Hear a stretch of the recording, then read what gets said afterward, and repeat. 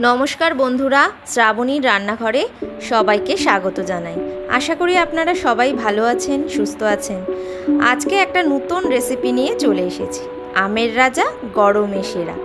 आजके बानाबो ठंडा ठंडा मैंगो मिल्कशेक एकदम दोकानेर मतन बाड़ीतेई।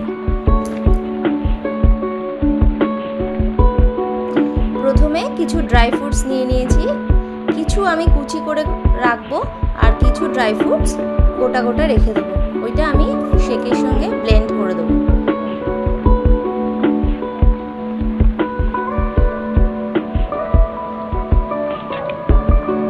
तीन रकम ड्राई फ्रुट्स काटा हये गेछे। আমগুলোকে চোকলা ভালো করে ছুলে নিয়ে টুকরো করে কেটে নেব। একটা মিডিয়াম সাইজের আম এর বেশিটা দিয়ে দেব আর ড্রাই ফ্রুটস গুলো দিয়ে দেব। গোটা গোটা যে ড্রাই ফ্রুটস গুলো রেখেছিলাম সেগুলো সব দিয়ে দেব আর বরফের টুকরোগুলো দিয়ে দেব। বরফের টুকরোগুলো দিচ্ছি কারণ কি গ্লাসে দিলে না ভালো লাগবে না, সেগুলো মুখে পড়বে, ভালো লাগবে না খেতে। আর এক চামচের মতন ক্রিম দিয়ে দেব।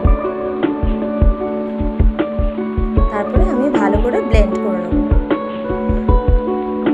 ব্লেন্ড করে তারপরে 2 চামচের মতন চিনি দিয়ে দিলাম। চিনি দিয়ে আবার একটু ব্লেন্ড করে তারপরে আমি গ্লাসে ঢেলে দিয়েছি।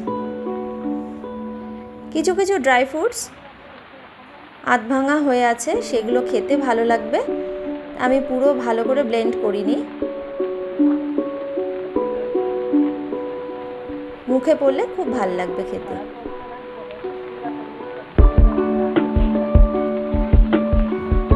যে ড্রাই ফ্রুটসগুলো কেটে রেখেছিলাম সেগুলো সুন্দর করে সাজিয়ে দিচ্ছি গ্লাসে।